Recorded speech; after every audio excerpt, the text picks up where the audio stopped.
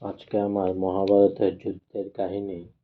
যুদ্ধ আরম্ভ হওয়ার আগে উভয় পক্ষ মিলিত হয়ে যুদ্ধের এই নিয়মকানুন স্থির করলেন যে যুদ্ধক্ষেত্রে যে ব্যক্তি অস্ত্র ত্যাগ করে আত্মসমর্পণ করতে চাইবে সেই ব্যক্তি যুদ্ধক্ষেত্র পরিত্যাগ করে চলে যাবে এবং কোনো ব্যক্তি অপরের সঙ্গে যুদ্ধে লিপ্ত থাকলে সেই সুযোগে তাকে হত্যা করা চলবে না। যুদ্ধক্ষেত্রে রতির সঙ্গে পদাতিক শূন্য, পদাতিক শূন্যের সঙ্গে অশ্বারোহী, অশ্বারোহীর সঙ্গে এবং গজারোহীর সঙ্গে যুদ্ধ করবে। অস্ত্র বহনকারীদের রথের সারথিদের বা বাদক দলকে কোনো মতেই বধ করা চলবে না। যুদ্ধের সময় আগত প্রায় হলে পঞ্চপাণ্ডব ভীষ্ম, দ্রোণ, কৃপাচার্য প্রমুখ গুরুজনদের প্রণাম করে তাদের আশীর্বাদ কামনা করলেন। যুদ্ধ শুরু হওয়ার আগে অর্জুন যুদ্ধক্ষেত্রের দিকে দৃষ্টিপাত করে অত্যন্ত বিচলিত হয়ে শ্রীকৃষ্ণকে বললেন, সখা, এই যুদ্ধ করা আমার পক্ষে সম্ভব নয়। এই যুদ্ধে আমারই অস্ত্রাঘাতে কত যে আত্মীয় স্বজন বন্ধু বান্ধব প্রাণ হারাবে তার ইয়ত্তা নেই। কিছুতেই আমি অস্ত্র ধারণ করতে পারব না। কৃষ্ণ বললেন, ছি অর্জুন, তুমি বীর, যুদ্ধক্ষেত্রে পদার্পণ করে বীরের মুখে এমন কথা শোভা পায় না। তুমি জেনে রাখো, এ যুদ্ধ অনিবার্য, কাজেই তুমি তোমার মনের মোহ পরিত্যাগ করে জাগ্রত হও। এ বলে তিনি অর্জুনকে জীবন ও সমাজ সংসারের অনিত্যতা সম্পর্কে বহু মূল্যবান উপদেশ দিয়ে তাকে যুদ্ধে উদ্যত করে তুললেন। ভগবান শ্রীকৃষ্ণের সেই অমৃততুল্য উপদেশগুলিও শ্রীমদ্ ভগবদ্ গীতায় স্থান পেয়েছে। এ সময়ের ভগবান শ্রীকৃষ্ণ তার প্রিয় সখা অর্জুনকে নিজের বিশ্বরূপ দর্শন করিয়েছিলেন। প্রথম দিনের যুদ্ধ শুরু হয় একদিকে ভীষ্মের সঙ্গে অর্জুনের, অপর দিকে দ্রোণের সঙ্গে দ্রুপদ রাজার পুত্র ধৃষ্টদ্যুম্নের। যুদ্ধে অবতীর্ণ হওয়ার পূর্বে ভীষ্ম কৌরবদের এই কথা জানিয়ে রেখেছিলেন যে যুদ্ধক্ষেত্রে নপুংসক শিখণ্ডীকে কোনো সময় যদি তিনি দেখতে পান তাহলে সঙ্গে সঙ্গে তিনি অস্ত্র ত্যাগ করবেন। ভীষ্ম আর অর্জুনের যুদ্ধ প্রায় সমানে সমানে চলতে লাগল।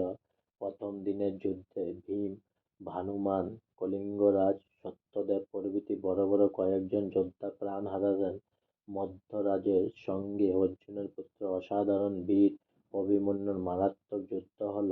মধ্যরাজ নকুল সহদেবের মাতুল হওয়া সত্ত্বেও তিনি যোগদান করেছিলেন কৌরব পক্ষে। যুদ্ধ শুরু হওয়ার গোড়ার দিকে অভিমন্যুর সঙ্গে ভীষ্মও একবার যুদ্ধ করেছিলেন। কিছু সময়ের জন্য অতি অল্প বয়সী অভিমন্যুর রণ কৌশল দেখে তিনি স্তম্ভিত হয়েছিলেন। তিনি বলেছিলেন, শীঘ্রই এই বালক রণ দক্ষতার অর্জুনকে অতিক্রম করবে।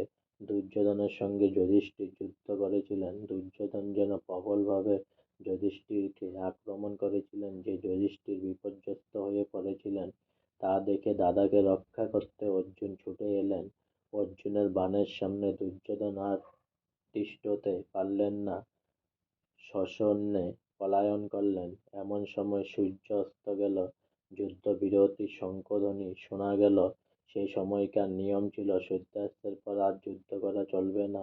কাজেই যোদ্ধাগণ অস্ত্র সংবরণ করে যে যার শিবিরে ফিরে গেলেন। প্রথম দিনের যুদ্ধে কৌরবদের 14টি ভাই নিহত হয় এবং দুই পক্ষ মিলিয়ে অসংখ্য সৈন্য প্রাণ হারায়।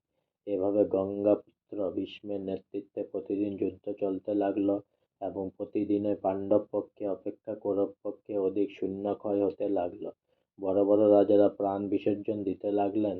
কিছু কিছু কয়েকদিন যুদ্ধ চলার পর দুর্যোধন যখন বুঝলেন তারা ক্রমশই দ্রুতহীন বল হয়ে পড়ছেন, তখন তিনি অধৈর্য হয়ে ভীষ্মকে তিরস্কার করে বললেন, পিতামহ, আপনার মতিগতি কেমন সুবিধাজনক মনে হচ্ছে না। আমার ধারণা আপনি স্নেহবশেই পাণ্ডবদের তেমন আক্রমণ করছেন না। আপনি কি দেখতে পাচ্ছেন না আমাদের পরাজয়ে চতুর্দিকে শত্রুরা উল্লাসে নৃত্য করছে? কর্ণ যদি সেনাপতি করা হতো তাহলে সেই এতদিন পাণ্ডবকুল ধ্বংস করে ফেলত। দুর্যোধনের কথায় ভীষ্ম অতিশয় উত্তপ্ত হয়ে বললেন, কর্ণের উপর তোমার এত বড় আস্থা? আমি তো ওকে গ্রাহ্যই করি না।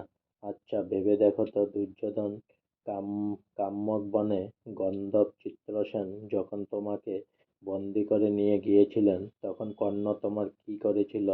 সে তো এখন তোমাকে ফেলে নিজ প্রাণ রক্ষা করার জন্য পালিয়ে গিয়েছিল। তোমরা যখন কর্ণকে সঙ্গে নিয়ে মৎস্য রাজার গোধন হরণ করতে গিয়েছিল, সঙ্গে কর্ণ থাকতেও গরু চুরি করতে পারোনি কেন? অর্জুনের বীরত্বের কাছে পরাজিত হয়ে কেন রণে ভঙ্গ দিয়েছিল কর্ণ? শোন দুর্যোধন, আমাকে তিরস্কার করে কোনো ফল হবে না।